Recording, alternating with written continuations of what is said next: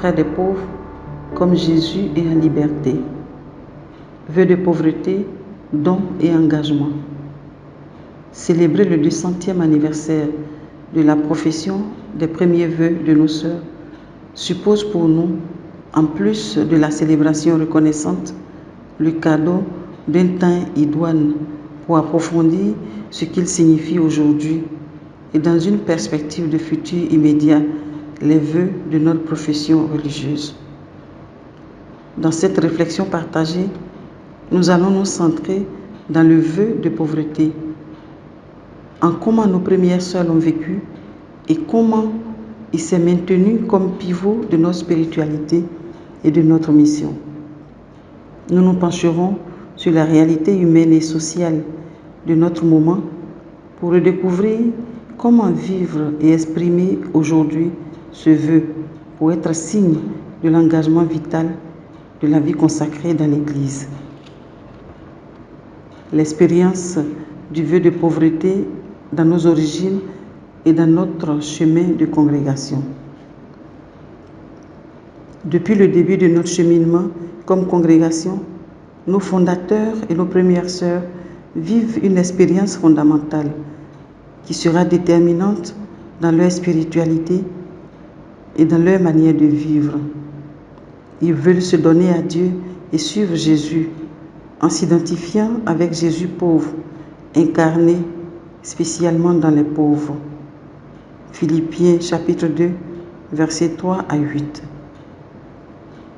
Les sœurs de la charité, quand elles entrent dans cette fraternité, elles laissent le monde. Constitution 1824, chapitre 24, page 80.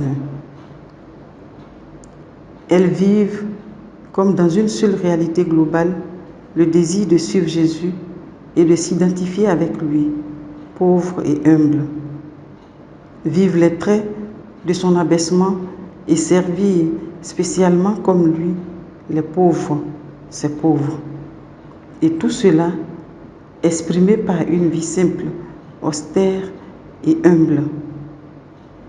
Le noyau donc dans lequel est centrée la suite de Jésus est signe de l'identification avec le Christ pauvre qui génère un mode de vie, un style de vivre simple, spécialement dans le service aux pauvres. Elles servent Jésus-Christ lui-même qui aime être reconnu et respecté dans ses pauvres et qui reçoit tous les services qui leur sont rendus comme s'ils étaient faits à sa propre personne. Constitution 1824, chapitre 8, pages 34 à 35. Partant de ce fondement de base et tout au long de l'histoire de la congrégation, les différentes actualisations des constitutions intègrent les nuances que la propre spiritualité de chaque époque apporte toujours la même expérience globale. Suivre Jésus pauvre, le servir dans les pauvres. Comme lui-même l'a fait au travers d'une vie simple, confère Constitution 1980 au numéro 24, 25, 27. Tout le paragraphe sur la pauvreté des constitutions de 2012, du numéro 28 au 32, recueille ces mêmes réalités, incorporant des dimensions concrètes de comment nous entendons et nous voulons vivre le vœu de pauvreté. Et dans les accords capitulaires du 29e chapitre général, nous exprimons que Dieu nous veut comme des communautés dans lesquelles les pauvres, ses préférés, sont les premiers dans notre cœur et dans notre service, et nous aide à vivre de manière simple et austère en simplifiant ainsi la vie. Premier article capitulaire. Changement des paradigmes et leurs incidences dans la manière de vivre le vœu de pauvreté. Dans le déroulement de la vie de notre temps, il y a eu et continue de se donner des changements significatifs à différents niveaux qui incident dans la manière de comprendre et de vivre la réalité. Nous signalons quelques-uns que, bien que connus, continuent d'influencer la manière d'entendre la pauvreté et l'exclusion aujourd'hui. La globalisation économique, les changements socio-économiques, politiques, le changement climatique, la conscience que la Terre appartient à tous et que nous devons tous en prendre soin et la partager. Les expériences de souffrance à cause des pandémies, des sécheresses et d'autres catastrophes naturelles, la perte des forces propres à la vieillesse qui a aussi favorisé la reconnaissance de notre vulnérabilité et de l'accueillir comme une condition humaine de faiblesse et de pauvreté. L'augmentation du nombre de personnes réfugiées, migrantes, exilées, vécues comme forme d'exclusion, mais qui nous ouvre aussi à la richesse d'accueillir la diversité, le respect des autres cultures, le droit de tous à vivre avec dignité. Le modèle de consommation comme exemple de développement, de la culture, de la réussite, du pouvoir de l'argent et de l'apparence. L'inégalité économique qui continue de grandir entre les personnes ayant moins de ressources économiques et celles qui possèdent de grands capitaux. Toute cette réalité a amplifié les types de pauvreté et d'exclusion qui affectent un nombre de personnes chaque jour un peu plus grand. Et l'analyse, la réflexion, la valorisation et l'engagement face à tous ces facteurs créent de nouveaux paradigmes, une nouvelle sensibilité, de nouvelles relations entre les personnes et les choses, un nouveau sens du soin apporté à la nature et aux ressources naturelles, une nouvelle manière de comprendre la réalité qui est la nôtre et qui nous aide à contempler, découvrir et projeter de nouvelles formes de répondre aux besoins actuels, partant de nos valeurs fondamentales et charismatiques. Nous avons besoin de retourner vers les origines pour y rencontrer encore les valeurs qui nous ont donné l'identité charismatique et le sens de la mission. Les redécouvrir et les exprimer de manière significative pour le monde d'aujourd'hui. Nous avons besoin de savourer les mots simples qui nous remettent constamment à ce qui est le plus authentique de notre option. On demande aux sœurs de ne pas prendre soin d'elles-mêmes, mais de bien s'occuper des malades. C'est Dieu qui prend soin d'elles. Constitution 1805, page 88. Elles seront très attentives aux pauvres malades. Elles les respecteront et les reconnaîtront comme leurs maîtres. Constitution 1805, page 81. Nous avons besoin d'approfondir une fois après l'autre le texte de Matthieu, car il est clé et principe charismatique de notre spiritualité et de notre mission. Alors, le roi dira à ceux qui sont à sa droite: venez les bénis de mon Père, recevez en héritage le royaume qui a été préparé pour vous depuis la fondation du monde. Car j'ai eu faim et vous m'avez donné à manger. J'ai eu soif et vous m'avez donné à boire. J'étais un étranger et vous m'avez recueilli. Nu et vous m'avez vêtu. Malade et vous m'avez visité. En prison et vous êtes venus à moi. Alors les justes lui répondront: Seigneur, quand nous est-il arrivé de te voir affamé et de te nourrir, assoiffé et de te donner à boire? Quand nous est-il arrivé de te voir étranger et de te recueillir, nu et de te vêtir? Quand nous est-il arrivé de te voir malade ou en prison et de venir à toi. Et le roi leur répondra, en vérité, je vous le déclare, chaque fois que vous l'avez fait à un de ces plus petits, qui sont mes frères, c'est à moi que vous l'avez fait. Matthieu chapitre 25, versets 34 à 40.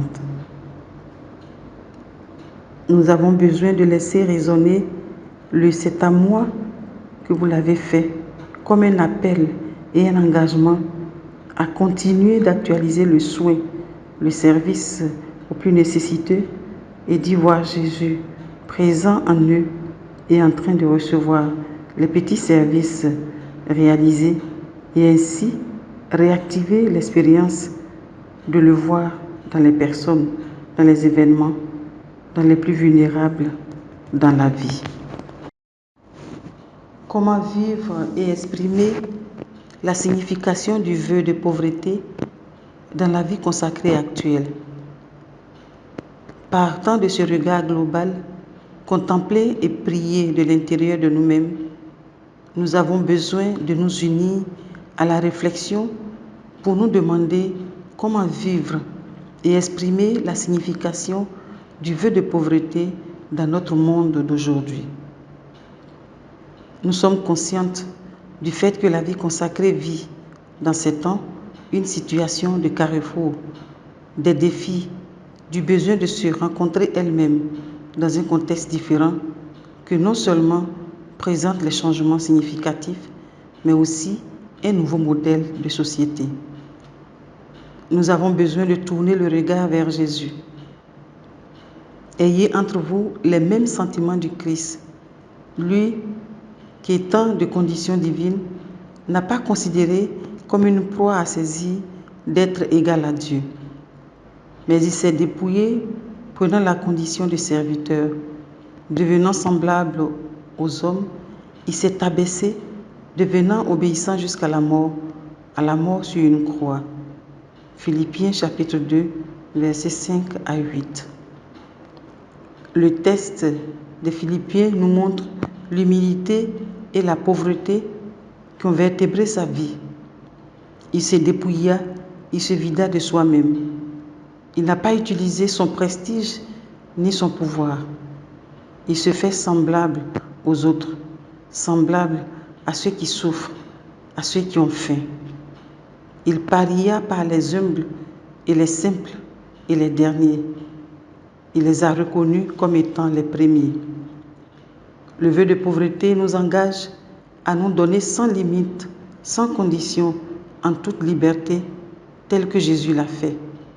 C'est l'option de vivre comme lui, libre, sans être accroché à quoi que ce soit, disponible pour accueillir et pour servir.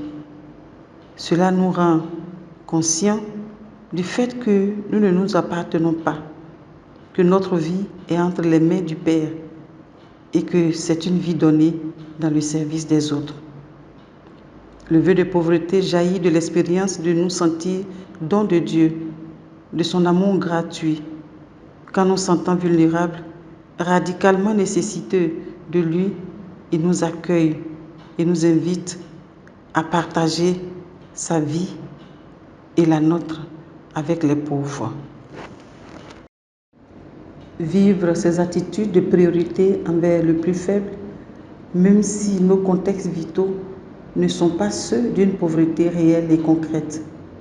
Maintenir comme critère de discernement la préférence pour les pauvres, partager et collaborer avec les autres services et entités qui s'occupent des pauvres.